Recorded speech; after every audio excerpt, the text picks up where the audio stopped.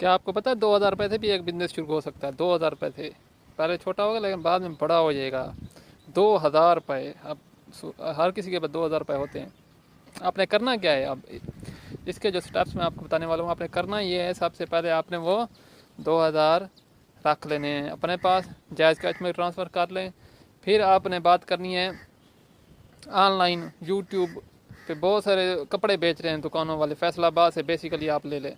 तो जो भी आपको ट्रस्टेड बंदा लगे वहाँ से एक सूट मंगवा लें, 1000 का मंगवा लें, 1500 का मंगवा लें, तो आप मंगवा लें। उसकी डिलीवरी भी होगी, अगर चार्ज करेगा, अगर कुछ तो फ्री भी दे रहे हैं, तो वो आप ले लें, वो आपके पास पहुँच जाएगा। वो आप बेचें घर में, घर में ही बेचें। जब घर में बेचेंगे आपको 200-400 बच जाएगा, तो फिर उससे एक और सूट ले लें। फिर इस तरह आपके पास ग्राहक भी बढ़ते जाएंगे और आपको इन्वेस्टमेंट की ज़्यादा ज़रूरत नहीं होगी, आप मुनाफे से फिर वही कारोबार दोबारा कर सकते हैं।